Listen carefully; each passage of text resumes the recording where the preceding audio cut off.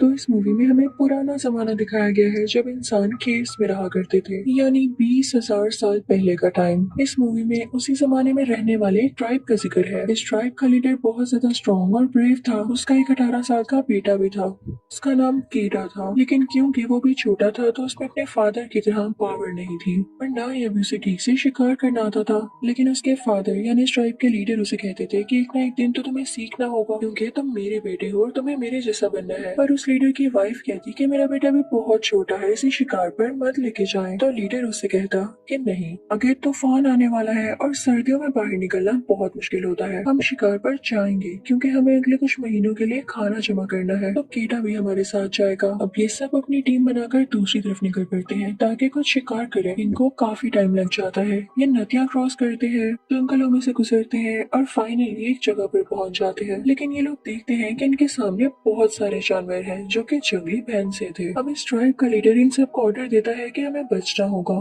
तो अपने अपने नेज़े इन जंगली भैंसों की तरफ फेंक दो। अब दूसरी तरफ जब उन जंगली भैंसों को पता चलता है कि ये लोग हम पर अटैक करने वाले हैं, तो वो भी इनकी तरफ भागने लगते हैं। वो इतने गुस्से वाले थे कि वो इन इंसानों को मार ही डालते। लेकिन जैसे ये ट्राइब वाले इनकी तरफ नेज़े फेंकते हैं तो ये सारे डर के भागने लगते हैं। हालांकि ट्राइब वालों ने इनको मारने के लिए नेज़े नहीं फेंके थे, उन्होंने तो सिर्फ इन जानवरों को डराया था कि ये भाग जाएं। लेकिन उनको क्या पता था कि आगे खाई थी। वो जंगली भैंसे इतनी तेजी से दूसरी तरफ भागे कि वो खाई में गिरने लगते हैं। देखते ही देखते उन भैंसों का सारा झुंड खाई में गिर जाता है। लेकिन सबसे आखिर पे इन जानवरों का लीडर होता है जो कि बहुत बड़ा था। वो जंगली भैंसा काफी गुस्से में था। वो तो जंगली भैंसा उसी की तरफ बढ़ने लगता है। वो केटा को काफी जख्मी कर चुका था। अब उस जंगली भैंसे ने केटा को अपने सींगों पर ही उठा लिया था ताकि उसे भी वो खाई में फेंक सके और अपना बदला ले सके। लेकिन लीडर फौरन से अपना नेजा उठाता है और उस जंगली भैंसे की तरफ फेंक देता है। नेजा तो उस भैंसे को लग जाता है, लेकिन अब देर हो चुकी थी।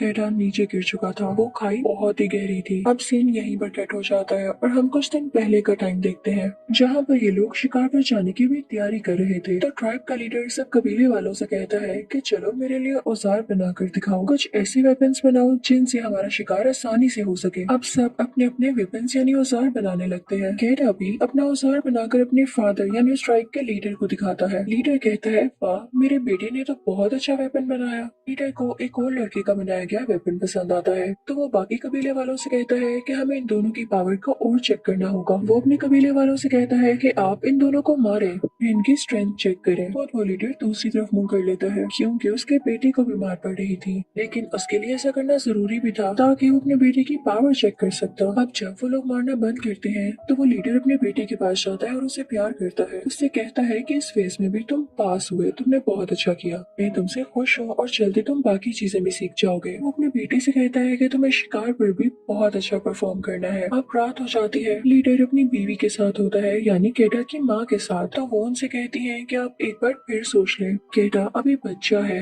आप भी जानते हैं कि शिकार के दौरान कितनी प्रॉब्लम्स आती हैं। तो लीडर कहते हैं अगर वो प्रॉब्लम्स नहीं फेस करेगा तो निखरेगा कैसे, यानी उसमें हिम्मत और पावर कैसे आएगी। हम पे मुश्किलें इसीलिए आती हैं ताकि हम उन्हें ओवरकम करना सीखें और हमारे लिए फिर सब कुछ आसान हो जाए। और वैसे भी तुम्हें घबराने की कोई जरूरत नहीं, वो हमारा बेटा है तो वो हम जैसा बहादुर ही बनेगा। तो लीडर की वाइफ उनसे कहती है कि ठीक है, मुझे आप दोनों पर भरोसा है। और फिर अब वो दिन आ जाता है जब इन लोगों ने शिकार पर निकलना था। ये लीडर अपने लोगों की टीम बनाकर शिकार के लिए निकल पड़ते हैं। रास्ते में जाते जाते एक स्टोन स्ट्रक्चर दिखाई देता है जो कि इनके बाप दादा ने बना रखा था ताकि इनको सही डायरेक्शन का पता चल सके। उस जमाने में लोग इस तरह की चीजें बनाकर या सितारे देखकर डायरेक्शन का पता लगाया करते थे। अब ये लोग चल रहे होते हैं कि सामने से इन्हें एक और कबीला आता हुआ दिखाई देता है। उनको पता चलता है कि वो भी शिकार पर आया है। अब ये सब एक साथ मिल जाते हैं। अब आगे चलकर इन्हें एक जंगली पेग मिलता है। कबीले का लीडर अपने बेटे केटा से कहता है कि इसको मारो, इसका शिकार करो। लेकिन केटा ने आज तक किसी जानवर को कुछ नहीं किया था तो उसका दिल नहीं चाहता उसे मारने का। तो लीडर कहता है कि अगर ऐसे ही चलता रहा तो तुम कभी भी मेरे बाद इस ट्राइब के लीडर नहीं बन पाओगे। मैं तुम्हारी जगह मुझे किसी और को लीडर बनाना होगा। अब रात को एक जगह पहुंचकर ये लोग आग जला लेते हैं और उसके इर्द गिर्द बैठ जाते हैं। तभी इन्हें किसी जानवर की आवाज आती है। लीडर इन सबसे खामोश रहने को कहता है। अचानक से एक छुपा हुआ शेर बाहर आता है। वो वहाँ से कैडा के दोस्त को झपट कर अपने साथ ले गया था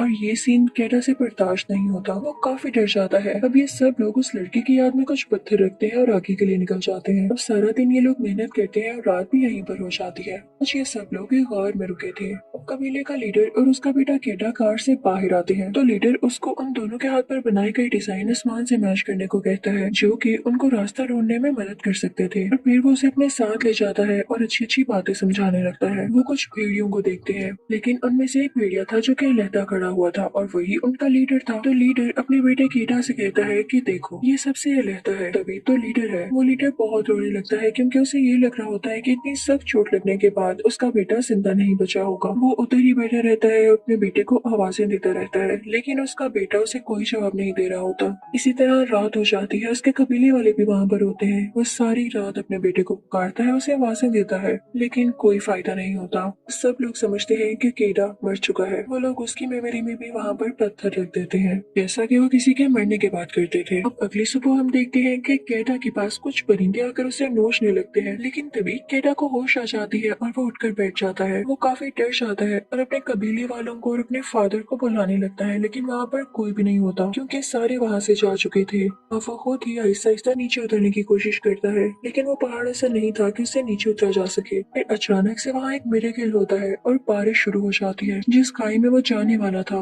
वो खाई पानी से भर जाती है। केडा को स्विमिंग आती थी तो वो उस पानी में जंप लगा देता है और स्विम करके किनारे पर आ जाता है। इस दौरान वो बेहोश हो चुका था और वो बहता बहता ही यहाँ पहुँच गया था। जब उसे होश आता है तो वो काफी जख्मी होता है। वो अपने पाँव को पास पड़ी लकड़ी और पत्थरों से ठीक करता है और फिर चलने की कोशिश करता है। वो अब ऊपर पहुंच चुका था, यानी उसी जगह जहाँ से वो गिरा था। वो देखता है कि उसके कबीले वालों ने उसे मरा हुआ समझकर वहाँ पर वैसे ही पत्थर रख दिए हैं। तो वो काफी टूट जाता है कि ऐसे कैसे इन लोगों ने मुझे मरा हुआ समझ लिया। वो चिल्ला रहा होता है और इसी की आवाज सुन के वहाँ पे कुछ भेड़िए आ जाते हैं। वो इसकी तरफ बढ़ने वाले होते हैं कि तभी ये भागता भागता एक दरख्त की तरफ पहुंच जाता है। केडा उस दरख्त पे चढ़ जाता है। अब भेड़ियों के डर से वो उस दरख्त से नीचे नहीं उतरता। सारी रात वो उसी दरख्त पर लेटा रहता है। फिर सुबह हो जाती है और उसे प्यास लगने लगती है। वो दरख्त से नीचे उतरता है और पानी भरता है, लेकिन तभी वो भेड़िए उसका पीछा करने लगते हैं। वो भाग कर दरख्त पर दोबारा चढ़ने लगता है, लेकिन वो भेड़िए उसे पकड़ लेते हैं। उनमें से एक भेड़िया उसके पाँव पर काट लेता है तो केडा उसे मारता है। जो उसके पास वेपन था उसे उससे जख्मी कर देता है। अब वो भेड़िया वहाँ पर गिर जाता है तो इतनी देर में केडा दरख्त पर चढ़ जाता है और बाकी भेड़िए नीचे ही खड़े होते हैं उसके इंतजार में। लेकिन इसी तरह रात हो जाती है।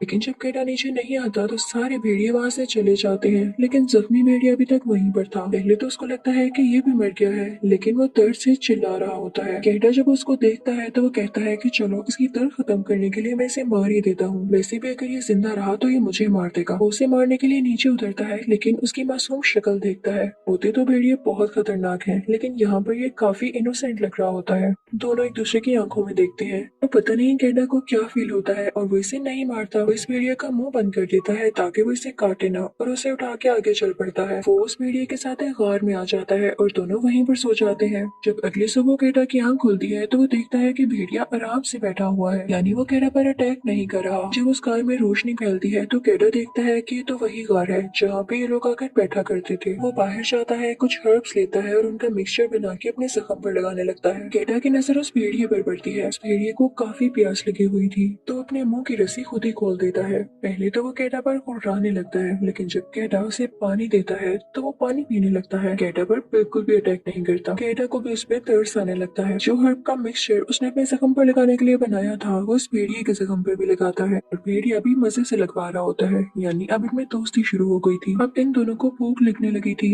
तो केडा बाहर जाता है और एक जंगली रैबिट को पकड़कर उसका गोश्त खुद भी खाता है और भेड़िया को भी देता है। फिर ये दिन भी गुजर जाता है और अगला नया दिन आ जाता है। केडा उस भेड़िए के साथ उस कार से निकलता है तो वो भेड़िए को फोर्स करता है कि जाओ तुम अपने ग्रुप के साथ वापस जाओ, लेकिन वो भेड़िया तो वहाँ से हिल भी नहीं रहा होता क्योंकि उसे केडा अच्छा लगने लगा था। तो केडा खुद ही उसे वहाँ पर अकेला छोड़ के आगे बढ़ने लगता है और चलते चलते उसे शाम हो जाती है, लेकिन उसे काफी देर से ऐसे लग रहा था जैसे कोई उसका पीछा कर रहा है। और जब वो पीछे मुड़ के देखता है तो ये भेड़िया होता है। वो भेड़िया छुप छुप के उसके पीछे आ रहा था। केडा भेड़िया से कहता है कि ना करो मेरा पीछा। वो उसे डराने के लिए उसकी तरफ लकड़ी भी फेंकता है, लेकिन वो भेड़िया बिल्कुल टॉफीज की तरह उस लकड़ी से खेलने लग जाता है। जब वो भेड़िया वहाँ से किसी तरह भी नहीं जाता तो कैटा उसे अपने साथ ही ले लेता है। अब वो आगे बढ़ने लगते हैं। चलते चलते उन्हें एक वाइल्ड पिग नजर आता है। भेड़िया उसका शिकार करने के लिए उसको टैकल करता है, लेकिन कैटा डर जाता है तो वो लोग उसका शिकार नहीं कर पाते। फिर से वो लोग चलते रहते हैं। क्योंकि इन्होंने अपना शिकार मिस कर दिया था तो आज उन्होंने कुछ भी नहीं खाया था और बेचारे भूखे ही सो जाते हैं।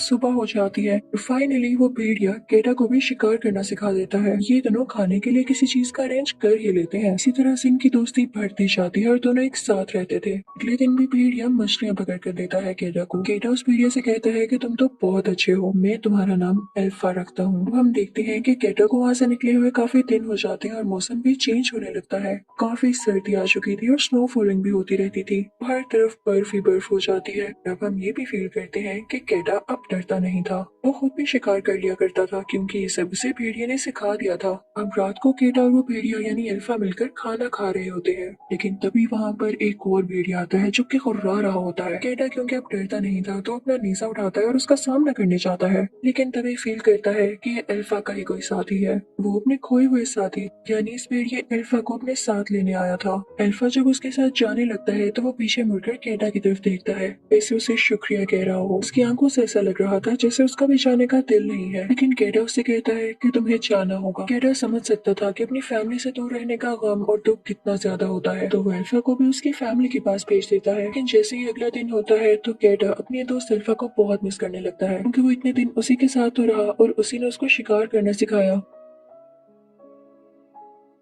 वो बहुत अकेला फील करने लगता है। रात हो जाने पर जब वो सोता है तो उसे ख्वाब में अपने फादर और मदर आते हैं। उसके फादर उसकी माँ को बता रहे होते हैं कि हमारा बेटा अब नहीं रहा और उसकी माँ पूरी तरह से टूट जाती है। कैटा डर कर उठ जाता है और वो कहता है कि मैं ऐसा नहीं होने दूंगा, मैं अपनी माँ को इस दुख में नहीं देख सकता और जब तक मुझ में हिम्मत है मैं आगे बढ़ूंगा और अपने घर पहुंचूंगा। कैटा चलने लगता है। सामने ही उसे भेड़ियों का झुंड नजर आता है। अल्फा की काफी याद आ रही थी तो वो उसे बुलाने के लिए फौरन से भागने लगता है, लेकिन वो कोई जमा हुआ लेक था। उसके ऊपर से बर्फ टूट जाती है और कैटा उसके अंदर गिर जाता है। पानी बहुत ज्यादा ठंडा होने की वजह से कैटा जमने लगा था, उससे स्विम भी नहीं किया जा रहा था। तभी वहाँ पर अल्फा आता है और उसे बचाने की कोशिश करता है। नीचे से कैटा भी अपना खंजर यानी नाइफ निकालता है और सक्सेसफुली वो नीचे से बर्फ को तोड़कर ऊपर आ जाता है और अल्फा उसे खींचता है। अल्फा उसे बचाकर काफी खुश था। अब वो दोनों एक साथ आग के पास बैठ जाते हैं और रात को रेस्ट करते हैं। अगले सुबह जब कैटा बेटर फील करता है तो वो दोबारा से चलने के लिए निकल पड़ता है। रास्ते में उसे एक आदमी दिखाई देता है जो कि बैठा हुआ था। कैटा जब उसके पास जाता है तो वो आदमी बेचारा बर्फ की वजह से जम चुका था। ये बात कैटा को बहुत डिसअपॉइंट करती है क्योंकि उसे लग रहा था कि जल्द ही वो भी बर्फ में मारा जाएगा।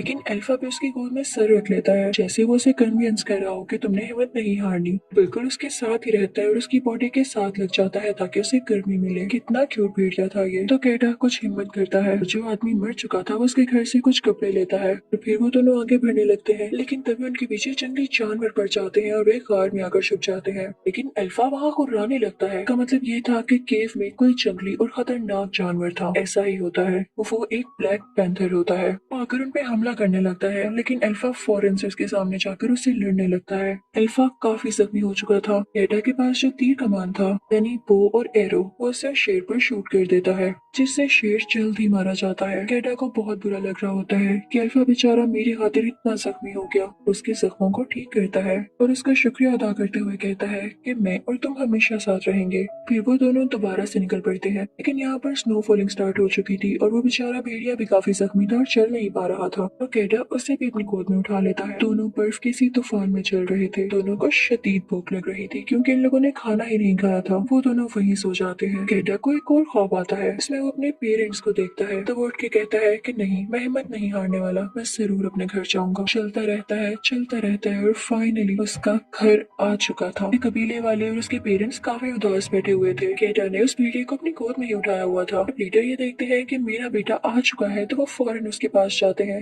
वो इतने खुश थे कि मैं आपको क्या बताऊं। केटा उनकी तरफ हाथ बढ़ाकर कहता है कि डैड, मैं वैसा बन गया जैसे आप चाहते थे। अब आपको मुझ पे फख्र है। तो लीडर अपने बेटे को अपने गले से लगा लेते हैं और कहते हैं, हाँ मेरी जान, मुझे फख्र है तुम पर। उसकी माँ भी बहुत खुश होती है और उसको गले से लगा लेती है। केटा को और अल्फा को आग के पास रखा जाता है और उनके जख्मों को को ठीक किया जाता है। इनफैक्ट एल्फा एक फीमेल थी, उसके छोटे छोटे वुल्फ बेबीज भी पैदा होते हैं। कबीले वाले उन वुल्फ्स का काफी ख्याल रखते हैं। अब ये सब मिल के रह रहे थे भेड़ियों में और इन कबीले वालों में बहुत प्यार हो चुका था। तभी अब इस कबीले का लीडर बन चुका था और सब भेड़िए बड़े हो चुके थे। इसी के साथ इस अच्छी सी मूवी की एंडिंग होती है। Thank you for watching.